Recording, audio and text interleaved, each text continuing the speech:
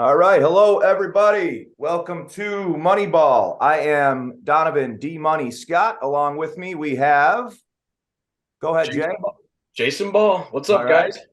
Very special guest today. We're very pleased and honored to have Mr. Patrick Kaleta with us. Well, thank you for having me. Thank You're you for very being here. welcome. You're very welcome. Thanks for joining the show today. Um, I think anyone in the Buffalo area certainly knows the name Pat Kaleta, right? He's famous and infamous, right, in a lot of ways. But a local guy who does a lot with the community and a lot with charities, and we're really fortunate to have him.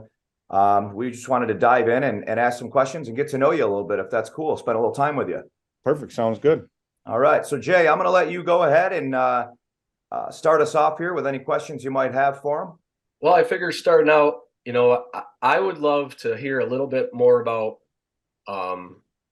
your first NHL game, and it just so happened to be the Ottawa Brawl game.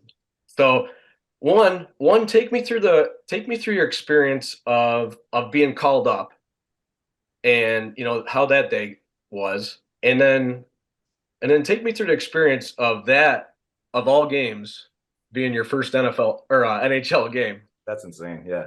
Yeah. Nuts. So that year I started off in Rochester. At the time, we were splitting with the Florida Panthers, right? So half the prospects from Buffalo, half the prospects from Florida.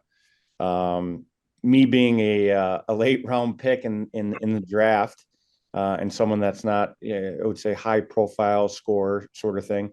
I sat, I want to say, the first 15 to 20 games in Rochester and watched. I practiced, did that, but just because of the rules, it was half and half. So quarter way through the season, I started playing.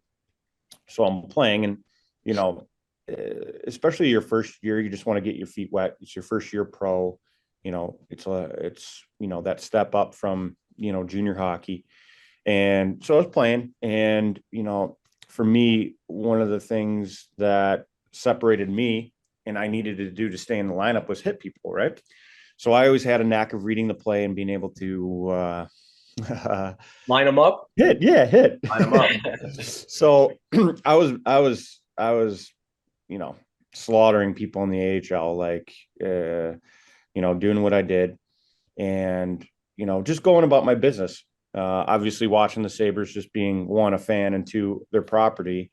It would never really like dawned on me that I could get called up, right? I sat the first half of the year, been playing my style, and then I remember you getting a call and you answer the phone, and it's like, "Hey, Patty, Lindy Ruff here." And at first you're like, "Okay, let's make sure this is Lindy Ruff. It's Yeah, not right. Not one of your buddies pranking you, right? Yeah.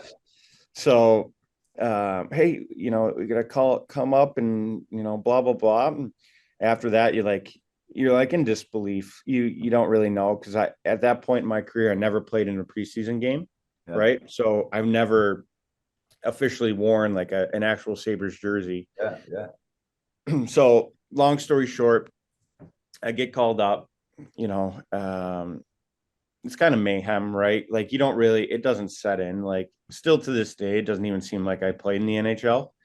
But you get called up, and it's I had to go to town hall, and they did a proclamation and a whole bunch of different things. That Pat Kaleta day that Andrew Peters always rips me about, but And I'm sure you're calling like all your family. I mean, oh, right? yeah. So everyone, like from my billet family, everyone's coming to the game, right? And me just being part of the Sabres is, I'm crapping my pants. Yeah. So, I remember getting ready, you hit the ice and on the bench, right? Your first couple shifts, which I only had a couple shifts in the game, but first couple of shifts, like you can't even move your legs because the adrenaline's just like got your legs like rock hard, right? You're like, oh man, all right. Yeah. I'm like, I can't believe this many people are actually watching me, and then I'm playing for my hometown team. Right. So then, that hit happens, and then there's a fight, and then Now, how many shifts before that hit? How many shifts had you played? I don't know. It wasn't many. A couple, right? Yeah, 3, 4 maybe. Yeah. And Well, just you did have an assist that game though. Yeah, that was after. Okay. I think that was after I served the misconduct. Okay. Okay. Go ahead. Now, So just to remind our viewers, Chris Drury got cheap shotted, got crushed, right? yeah, yeah, by Chris And Neal. Chris Neal, yeah, and we Yep, hated Chris Neal. yep, We all hated that guy. yep, I Right. agree. Yeah. Great. And then Stafford fought him, which was good. Like it's good, like team camaraderie sort of thing, right? Like you Yeah. stick up for your captain, you do Yeah. that. Yeah. Well, then Heatley, I think Comrie and someone else, came on the ice. And then as a hockey player, like you don't need to be told what to do, right? Like, especially with what my job was, especially in the AHL. Yeah. So once you get the tap on the shoulder, you're like, all right, Yeah. I'm going out there with PD and Mersey. Yeah, you guys weren't going out there to score a hat trick. Yeah, no, definitely not. Oh, I love it. Love it. Definitely not. So they tap you, and I line up against Heatley, which the one cool thing that helped me through my career is I didn't really care about who I was playing, right? Because this was my team anyways. This was my beloved Sabres that I grew up watching. So no matter what, I'm going to defend it. Right. So it was Heatley. So then I was bumping shoulders with him, and then the puck drops. And now the Sabres sending out. Now we've got pushing and shoving going before the puck is ever dropped between Heatley and Kaleta.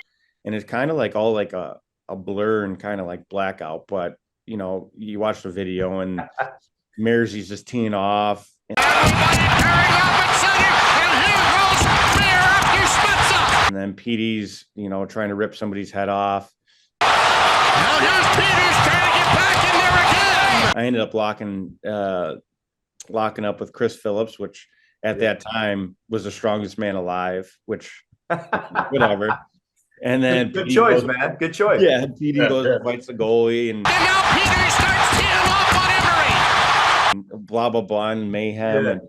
And I get out and I get an assist that first game, which I wasn't, I wasn't racking up the points in the AHL. So first game, first NHL point, first misconduct. The rest is history. We win in a shootout, and it's You checked a lot of boxes that game. Yeah, 100%. First this, first that, man. You were like, it's like you had a little post, you had a little note there, and you're like, let me get this out of the way, right? Yeah, and it's like, when people talk about it, that they're like, that was probably the best first game you could ever be part of. I think NHL history, man. How could you argue that? Who could argue that? Yeah.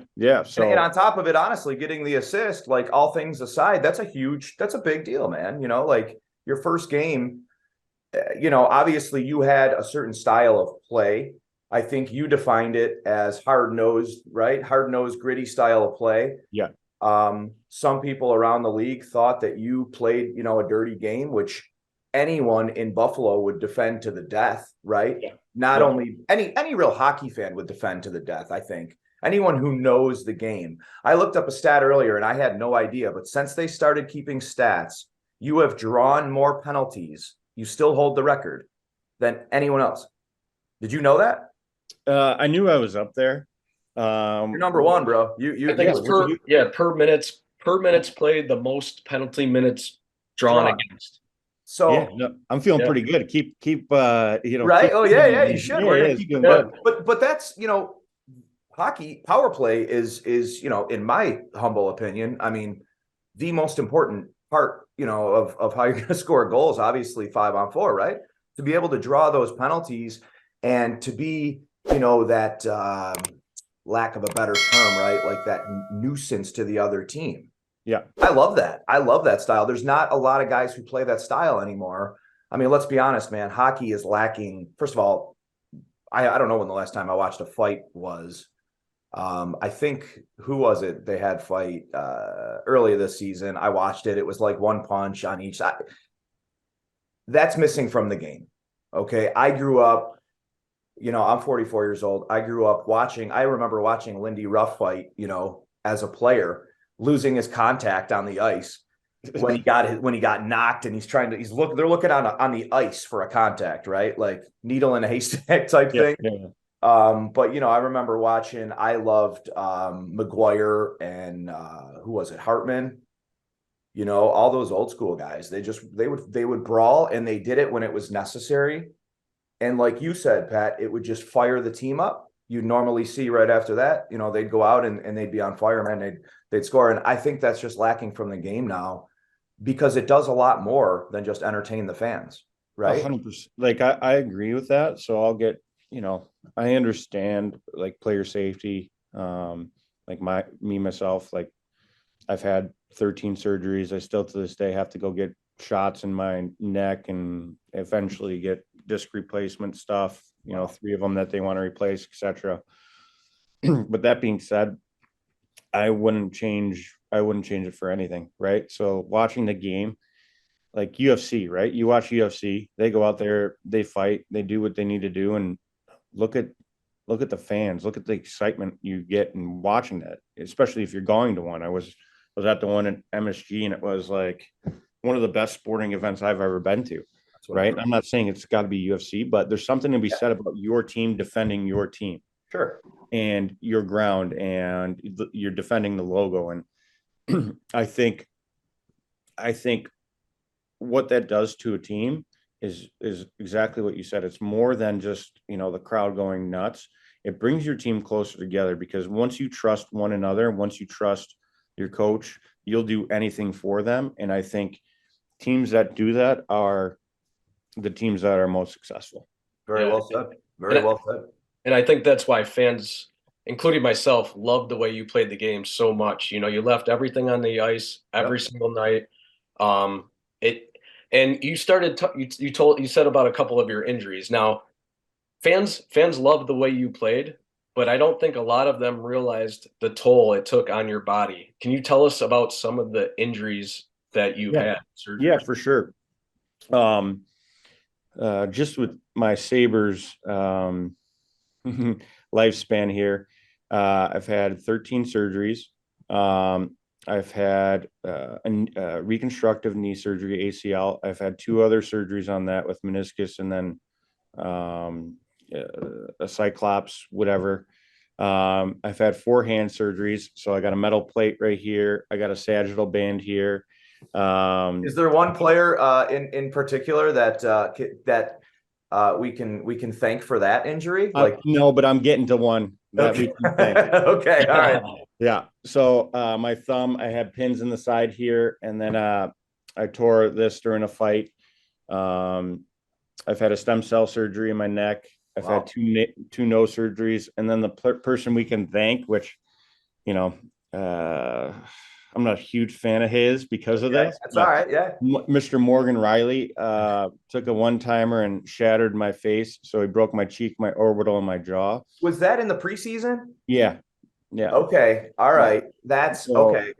I read up on that. I had no idea the timeline of it, right? That was later in your career, right? Yeah, I just got back from my ACL, which, I played, I think 5 games in the NHL, suspended, and then played 2 or 3 in the AHL, was coming back up on Monday, Saturday, tore my ACL. So I missed that whole season, came back, played part of one preseason game, beginning of the second preseason game, shattered my face.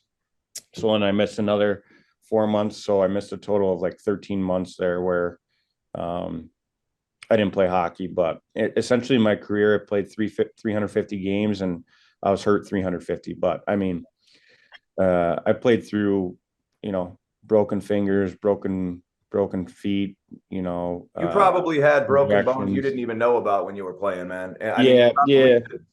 Stitches and stuff like that. Like that's just nothing. So you just play through that. So it's like the wear or the tear of the body that, obviously I wish I could have played every game, but the way I played, it just happened. I heard a rumor that you might have had over 1,000 stitches in your career. I've had a bunch of them. My trainer said, the one time they're like, "Hey, this is a normal file," and then my file came out. Hey, I kept you guys busy. That's crazy. Wow. One of the things, and really like that we like to feature. Now, I have a 9-year-old, I have a 7-year-old, I have a 3-year-old, and Jay has 2 little boys as well. And when we like to talk to people, obviously we love hearing about their careers, but me in particular, I love having people on who are just absolute fighters, like people who are just super courageous, that were up against the odds, if you will, right? Like you're a local Angola boy, who got to live out a childhood dream. I mean, that's so rare, right? But after, where I'm going with this is, after that ACL, and that took you down for X amount. Tell us a little bit about the mental game, that, what that does to you. Obviously, like, okay, you got to this level and you worked so hard to get there. And then boom, there's the knee, and they say to you, okay, this is going to be X amount of recovery. How do you mentally overcome that? Yeah, so that was a pretty hard time in my life, because I got suspended and I sat 10 games. And then once I sat that 10-game suspension, they sent me down to the minors, right? So at that point, I always took pride in playing, obviously the best league in the world. Yeah. And when you get sent down after suspension, your mind is all over the place, whether it's like, hey, this is the last time you're going to, put on a Sabres uniform. AHL is like, it didn't really, appease me. Once you've been up there, it's hard. Yeah. Yeah. It's like, it is what it is. Yeah. And then, so I got through it. And at that point in time, Ted Nolan and Pat LaFontaine came aboard. So they called me. I was in Rochester, and they called me in a room, and Pat LaFontaine, which obviously I knew both the guys, right? Like, borderline, Ted is borderline Sabres kind of legend with the run he had when he was coaching the first time around. Yeah, and Pat LaFontaine, like, you know what I mean? Like, everyone knows Pat LaFontaine watching him. And they said that they absolutely loved the way I played, that it was critical and crucial for the team, etc. So we went through it. And like I said, I was playing my last game in Roch before getting called up on the Monday, and that would have been a month. And I tore my ACL. So tore my ACL, had surgery, was sitting at home in Buffalo. And then my doorbell rang, and I'm like, who is it? And they're like, it's Pat LaFontaine. I'm like, no, it's not Pat LaFontaine. It's definitely not Pat LaFontaine. It's either the mailman or someone saying that. Yeah. Right. So in walks Pat LaFontaine and my trainer at the time, Tim Macri. And listen, Mac's a good buddy of mine, man. Yeah, T-Mac. Yes. Yeah, I love T-Mac. Yeah, I kept T-Mac and I keep T-Mac busy for a couple of years there. Yeah. So they walked in, and Pat was checking on me and seeing how I was doing, and he gave me a book. He handed me a book, Unbroken, and I'm like, does he want me to read this thing, or that sort of thing? And he's like, I want you to read it. Once you start rehabbing, I want you down at the rink around the team, around the boys. We'll go through it, and you'll understand why I gave this to you. Wow. So like right then and there, I was like, when you're injured, you're like separated, right? You're not even normally part of the team. Your schedule's different. You're not on the ice. You don't travel. You don't do anything. But like for the first time, I felt like, not someone cared about me, but someone went really out of their way to come, give me a book and tell me. And they did. They showed up at your door. Yeah. Even after I was sent down and injured and all that kind of stuff. So, the cool part now is like all that stuff I went through, and mentally it's really, really grinding, right? Like, up and down, and you learn, how to get through it, and adversity. And like you said, adversity comes in different ways and different points in your life and different things. Yep. So the cool part for me is like, especially at that moment with injuries and stuff and what I'm doing now, I can relate to kids and help kids battle that adversity, just like Pat did for me. Yep. So with everything, I know we'll dig into some of the stuff I'm doing now, but with everything that I'm doing now with the youth and being Western New York stuff, it sucked for me that it happened to me, but if I could help somebody else get through it, and now, especially with the times that we're dealing with everything that's going on coming out of COVID and etc., I'm happy to do so. Yeah, no, that's listen, man, that's a great answer. That's a great answer. And I appreciate you kind of digging in there, because the last thing I want to do is, bring up sour memories or whatever.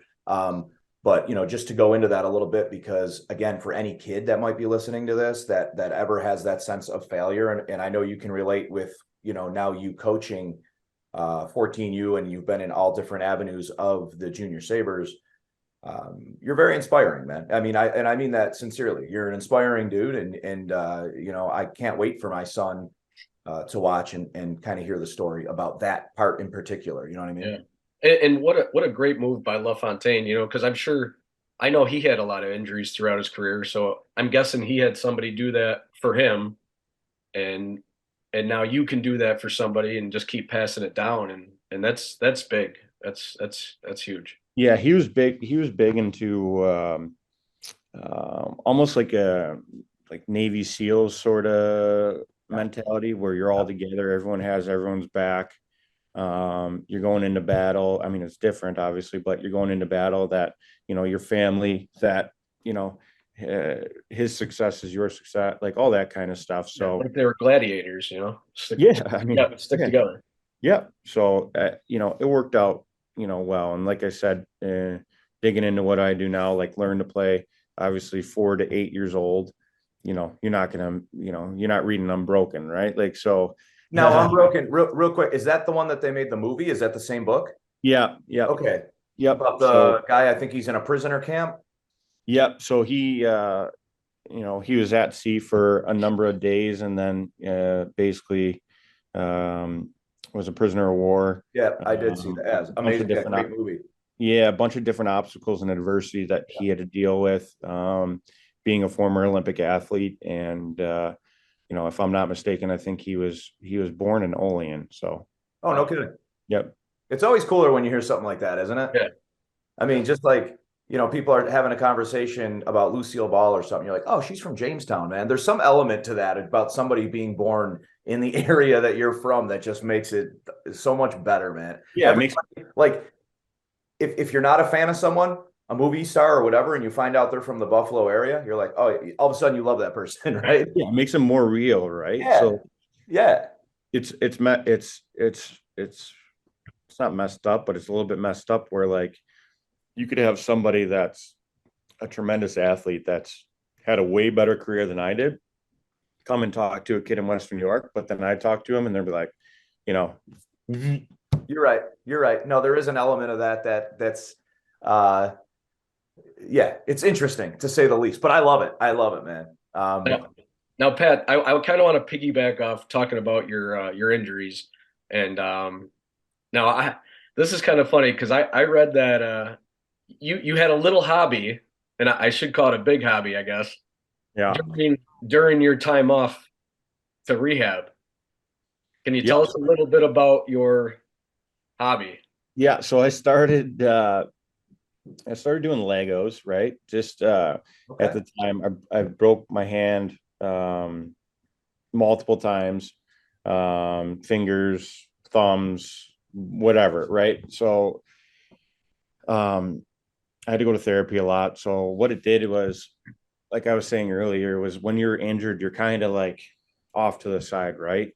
And your normal schedule is routine, right? You have something to do, and you're told to do it, and you have, a purpose, you have a routine, you have all that sort of stuff. When you're injured, it kind of goes, you're there for a couple hours for rehab, and then you're sitting around doing nothing, right? It takes you out of your routine. Yeah. Yep. So I started doing them just to, one, keep my mind busy, and two, therapy for my hands. Mm-hmm. And I just started doing, I guess all my injuries didn't really help me out. So I started doing Legos all the time. And, still to this day, like, I have a leg room at my house. I'm moving, and I'm going to have another Lego room, but That's amazing. I knew nothing about this, by the way. He didn't tell me he was going to ask you about this, and I've never heard this story. So I'm going to downsize. I need to hear this. What kind of Legos and how involved did you get with it?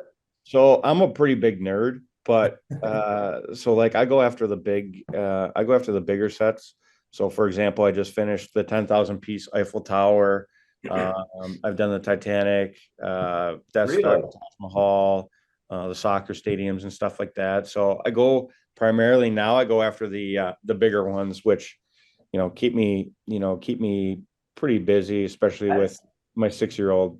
Cool as hell, man. So is he helping you out with them? He does. His attention. He's got the Duplos, right? Yeah. his he helps me out a little bit. He's like, Dad, can we do a bag? And we'll do, I'll get through part of the bag, and then he's like, all right, let's go do something else. I'm like, well, for me, I'm like, I gotta finish this bag. Right. Yeah. Once you get started, right, man? I gotta see this Lego room though. So it's a whole room dedicated to all the stuff you've done. Donovan, he was in Sports Illustrated for his collection. Really? Yeah. That's how crazy it is. When you do the editing, you can do the mind blown thing here, man. Yeah, no idea. That's one thing. I mean, I figured I would have heard. So indirectly, that was out that Lego Masters, right? Yeah, that with Will Arnett. Yeah. So you on that level, bro? Maybe we get on there. I'm not like a free Lance Lego guy. I'm like more of a direction guy. So all right, fair. That's fair. That's fair. Yeah, you're an architect. You need the blueprints. Yeah, I'm an architect. You know what I mean? Yeah, there you go. That's the way. But no, what it actually did was indirectly me doing Legos opened up my fan base by a whole nother generation, because the younger generation doesn't even know I play hockey. They just know I did Legos, right? So they learn to play. I'll get the parents come up who watch me play, go to their kid and be like, this is the guy that played for the Sabres that liked Legos, and they're talking to me about Legos. That is a perfect segue, man, into where I was going. So I think, like I had said, I had met you a couple times, and I had asked if you had remembered who I was or whatever. But when the last time I think we did speak, one of my sons was at the Learn to Play. Yep. And that's exactly what happened. I went in, and we shook each other up, whatever. Hey, how you doing? And Deacon standing there, and I'm like, this is Pat Kaleta. I said, man, this guy, he was one of my favorite players. The way he was out on the ice, Deacon. I said, and Deacon's just standing there, and he has no clue.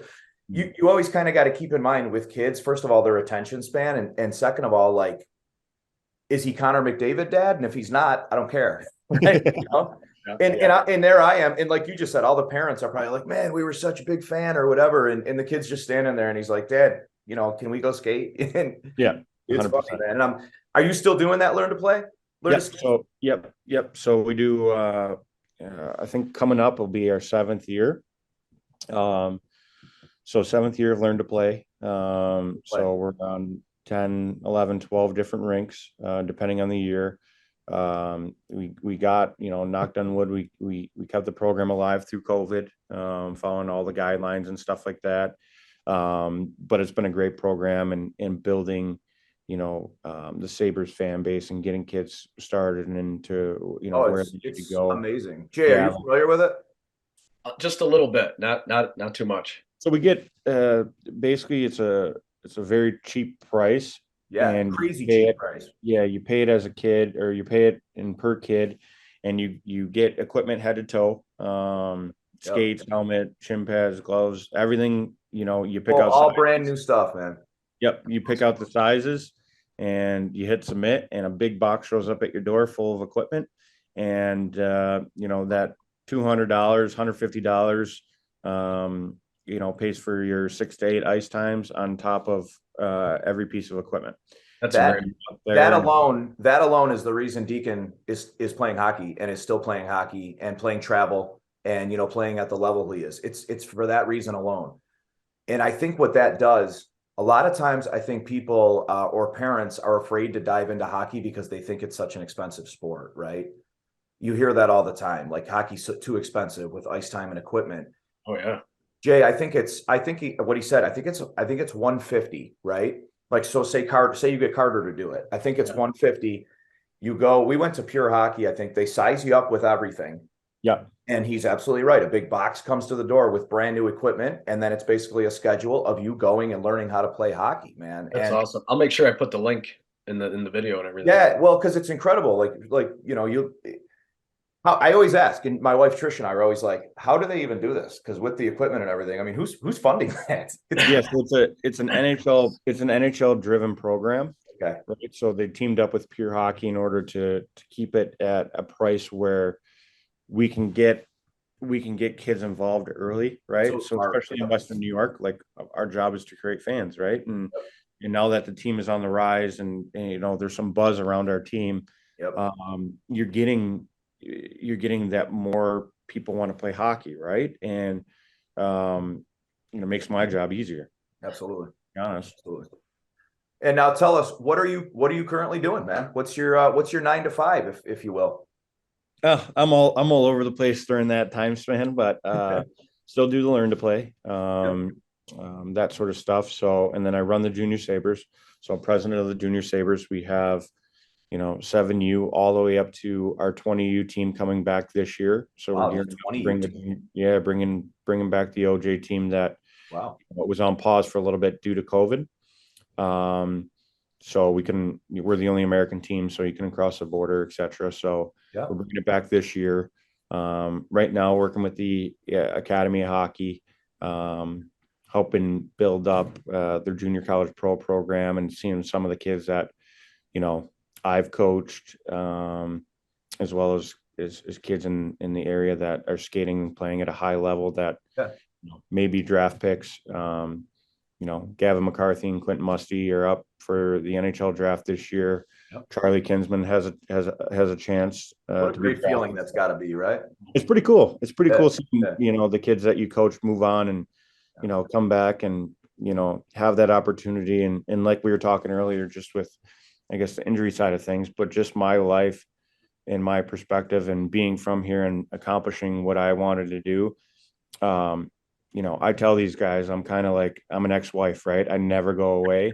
So no matter what, no matter where you are, how old you are, you ever need me, I'm here. We can talk about life. We can talk about hockey. We can talk about whatever it may be that, you're going to go off and do things, but, you know, trust me, you have someone has your back and, you know, I mean, call it what you will, because you're 36, right? About to be 37. Happy birthday, by the way. It's in a couple weeks. Yep. Thanks. So you may not see yourself as quite that mentor yet, right? You're like, well, how can I be a mentor and how can I impact kids when I'm only 36? You know, I'm still a kid myself, you might think, right? But you truly are, man, you know, and seeing that, like you just said, I mean, seeing that and the statement you just made of leaving that door open. And, you know, and I'm sure judging by your character and the type of cat you are, you're probably just like, you know, listen, here's my number. Anything that might be going on in your life, you know, give me a call because I've been there and I've faced it. And to have someone like you where, you know, and actually to have been through it, you've stepped on a lot of NHL rinks, right? And when these young kids are going on for their first time, whether it be the nerves or anything else, to have someone in their corner that they can call, that's cool as hell, man. It's a really good gesture. And Junior Sabres, it sounds like you're killing it with that. Now you're coaching a team as well. Yeah, so I'm going to help coach 14U. So my coaching staff, you know, we were chatting a little bit earlier, but coaching staff is pretty cool. Rhett Warner. Yeah. So he moved back from Calgary last year. We have Rob Ray. Okay.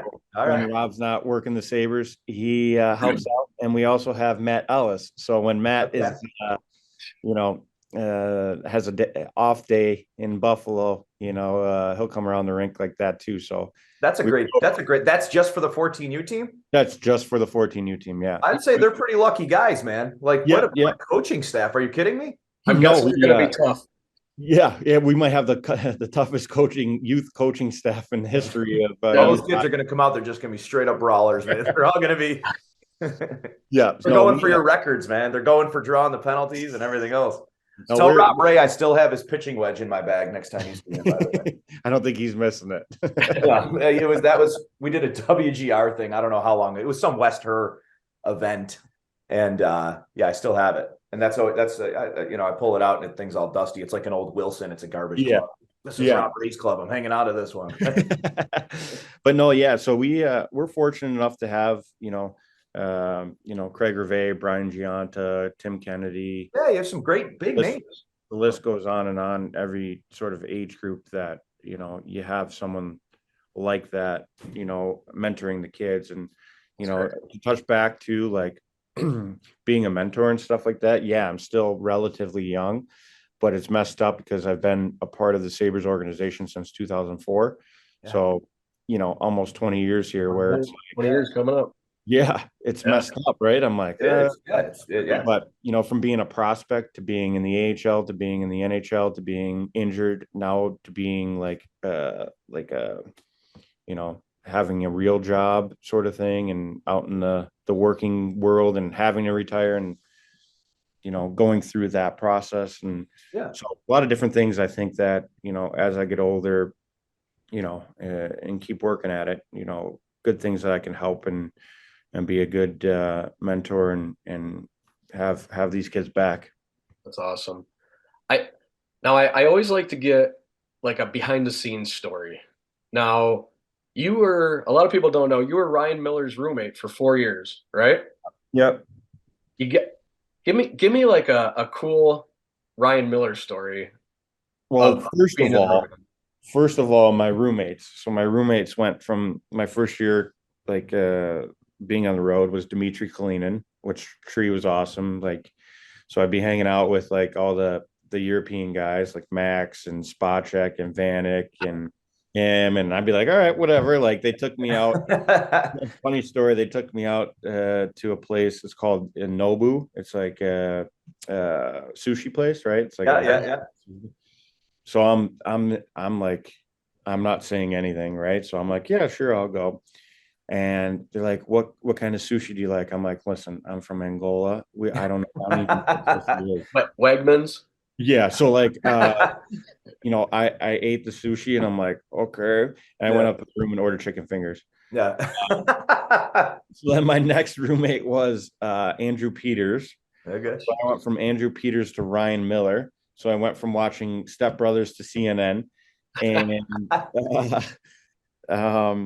but Ryan, like a specific story would be hard, but Ryan is, an amazing guy. Like one, for him to be a goaltender and not have his own room is he likes to be around the boys and, have that part because normally goalies get their own room because they're weird and they have their own. Like, I think everyone knows, right? That goalies are he nailed it. They're weird. They're just weird. Carry on. But I just wanted to get that in there too. Goalies are weird. Yeah. Like they'll do their own routine and sleep for an hour, up for an hour. I don't know what the heck. They're a different breed of person. Yeah. So, but Millsy was great. Like I was with him through the Olympics, his Olympic run there. But he's just a normal guy. Like, you know what I mean? I'm getting married this summer. He better show up at my wedding. See, but he'll be there. You know what I mean? Like he's the type of guy you he'll be there, and you can count on him. You know what I mean? Like where's he living now? He's out in LA. Okay. Yep. He stayed out there then? Yeah. Where's he from? Kids. Michigan. Okay. So he was just went out there and got married. Yeah. Well, his wife is an actor, right? And Noreen. Yeah. Ghost of Girlfriend's Past. Yeah. I had to watch it at least because he was my roommate. So whatever. Yeah, that's why, right, Pat? That's why. Yeah. But no, you're a rom-com, dude. Come on. Yeah, he was just in for the Buffalo Hall of Fame stuff. So it's the same thing. Like the group of boys get back together. You have a couple pops, and it's like you never, we haven't seen each other, but it's like you never miss a step. And those are the best friends. That's what I always judge my friendships on, man. The people that, if you haven't spoken to them in 5-10 years, you sit down, you're totally comfortable, right? You don't have that weird anxiety or anything. You just sit down and it's like picking right up where you left off. You know what I mean? Yeah. And you kind of have that attitude too, though. It's the more down to earth, chill type vibes that people have and kind of, permeate, that you allow other people to be comfortable too, Yeah, that's important. It's cool too because at that team back then, they all grew up together, right? Mm-hmm. You kind of see similarities to the team now, right? Yeah, yep. In between when we were kind of not very good, it was kind of like a mishmash of people from all over the place, right? Totally. It's weird when you grow up together. It's that family mentality that we were talking about earlier, where you care about each other. That I don't care if I score a goal, but I'll go, get blasted in the board so Van can go score a power play goal, right? Like I didn't mind that at all, right? And the same thing, like he'd come up and he'd be like, Patty, way to draw the penalty, that's yours. I'm like, okay, well, that doesn't show up in my my stat line, but I'll take it. Yeah. Well, hey, the NHL's keeping track of that stuff now, man. So it's like I said, you still got that. You got that record. Who Yeah. are the guys from that era? That you're closest with. So you said you're getting remarried. Congratulations, by the way. We were speaking a little bit before we went on. With the future Mrs. Kaleta. Although I don't know if she's going to be taking your name, right? So she used to play professional hockey, and the razz I get is she had better hands than I did. So I just take it, and whatever. I'll give her that. She's pretty good. But so Miss Maddie Elia, she played professional hockey, went to BU, played for the Buttes there for a little bit. That's awesome. So we were getting married in July, and she will be taking the Kaleta name. All right, man. Yeah, I love it. That's great. I'm still working on my wife, right? Power Scott. She's hyphenated it, so I feel like it's a win. But when you have women who are successful and powerful, minds, man, sometimes that's a tough thing. They don't want to give it up. They don't want to lose their independence, Yeah. I said she can plan the wedding, just take my last name and I'm good with it. There you go. It's a good compromise. No, that's great, man. Congrats. So we're going to start a new segment. Patty's going to be our first. Jay, we ready to do the rapid fire? I'm ready. It's a matter of if Patty's ready or not here. All right. I'm ready. So number one, thank you very, very much, man, for spending some time with us and allowing us to get to know you and dive into your life a little bit. We greatly appreciate it. And look forward to keeping a relationship. So the rapid fire, we're just coming up with this. So we're going to do 6 questions. And the only reason it's 6 is because everybody else does 5, right? So we're doing 6. And, 36. It's 36. You know what I mean? We'll keep the 6 alive here. I like it. That's right. So I'm going to have 3 and he's going to have 3, right? Let's go with 6 seconds to answer the question. How's that? Oh, all right. Right. We're rolling. So I'm going to go first here, man. Real easy, right? All right. Drums or wings? Wings. Okay. That's easy. it. That was rapid fire question number 1. That's easy. All right. Who was the better fighter, Milan Lucic or Marty Biron? So Lucic, I fought Lucic. We could probably do another podcast about some other events that happened, but I fought Lucic once. He's got me by 60 pounds. I was throwing lefts. He is a big dude. I think he might have won, but I celebrated to the penalty box anyways. Yeah. You know what? I personally am going to find some tape of that fight. It's got to be somewhere on YouTube, and I'm going to watch that probably right after we finish this. Because now, I was swinging, but I think he probably got. I'll let you know my opinion of how you did with that one. All right, so I'm up next with the rapid fire. How many games have you been suspended in your career? Do you know? Yeah, 21. Boom, he nailed it. Nice. 21 games. That's what our research team came up with that. Yeah. Bruce in the back, or production. Yeah. Thanks, Bruce. Bruce, great job. All right, next question. Who had the cooler look? Jaromir Jagr's mullet or Joe Thornton's beard?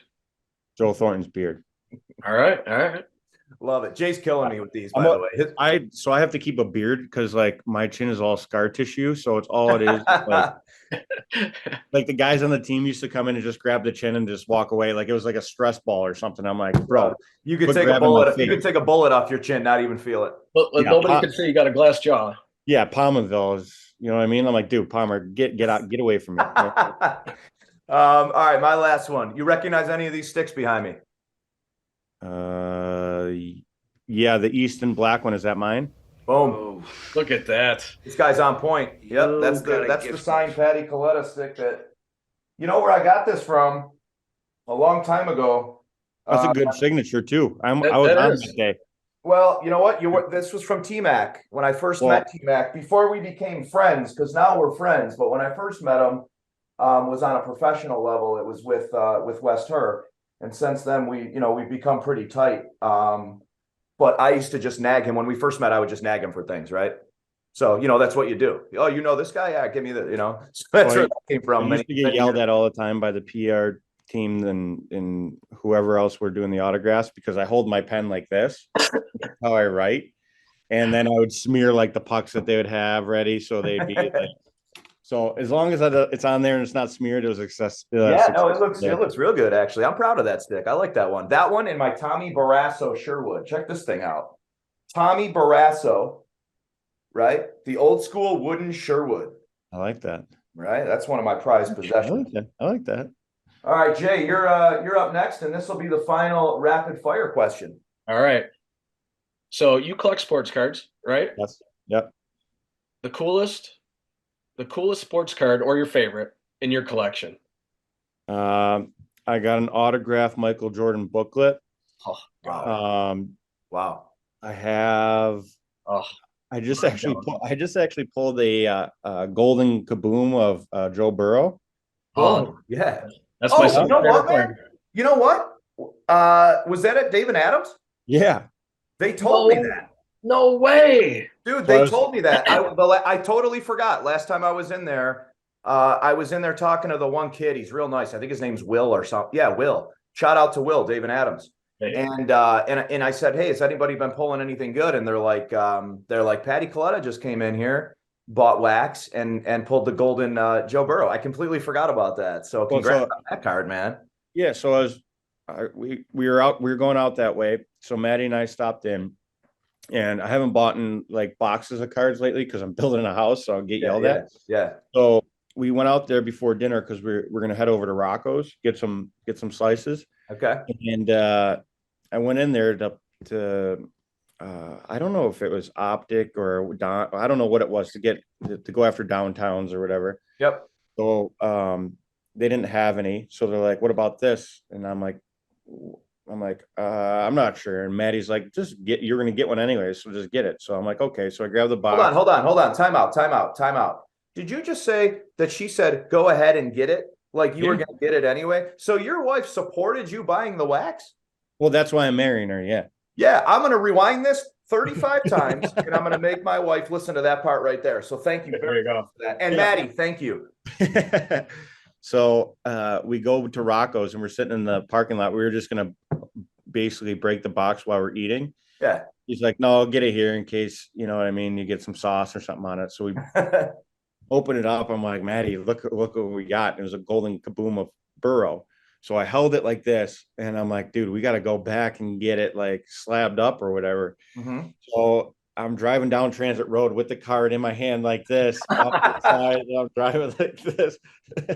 I've been there, right? Because you don't have anything, you got nothing to put it in at all, and man, you got you're trying to drive. But what's more important, the accident or that golden Joe Burrow? Yeah, right.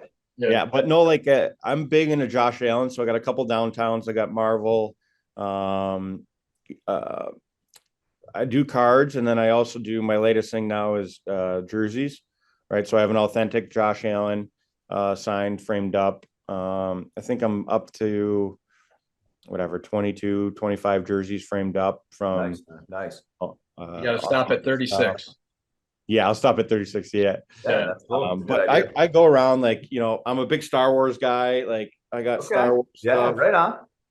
Some graded figurines, 1979. We did a Star Wars episode. So if you go back and check out, I think it was maybe 5 episodes ago, we had a Star Wars professional nerd who came on. He's a buddy of mine, and he broke down. He brought some really cool stuff with him, though, man. If you go back and check that one out, Okay, yeah, really like it. Yeah, if you're into Star Wars, for sure. yeah. So I'm like, I love Disney. I'm into like the toy. Well, I don't know. Did you screw around with any of those Disney cards yet? No. Kakawas. No. I bought a box of them. Didn't have much luck. I got some weird all in the family one that was worth like $50 and I sold it. And that was I'm done with the Disneys. That was it. No, I just enjoy doing it, right? It's like the rush of opening up a box and hitting something it's so fun, man. It's so addictive, just like everything, but it's so fun. And then this wave coming up of the 23 footballs. Then you have hockey with Bedard, and now baseball or basketball with I can't pronounce his name, but I know who you're talking about. Yeah, he'll be going to the Spurs. Webababanyama. Yeah, yeah, Yeah, Spurs will get him. Yep. yeah. So it'll be a fun year of breaking. I'm ready. Well, listen, I absolutely so you live probably a mile down the road. I'm right next to Freddie's house. That's kind of how we met and became friends. Yep. I'm gonna get you one of those Marvel posters. We have some of those that we printed. Okay. So, just as a thank you for coming on, I'm definitely gonna hook you up with one of those. And I just wanted to thank you very much for your time, man. Again, you're a busy man. You took some time away from your day to chop it up with us, which we are greatly appreciative for. Jay, any last words? No, just thank you. It was fun. It was really fun to chat and get a few behind the scenes stories, and it was awesome. So thanks a lot. No, awesome time. Thank you guys. I loved it. Good. Thanks. I crushed the 6 questions, so maybe next time come up with a little harder ones, will you? You know what? Mine were really weak. Jay's were pretty cool. Mine were terrible. It's a new segment. I'm going to work on that. It sounds good, boys. Thanks again, brother. Talk to you soon. All right, later. All right. Bye.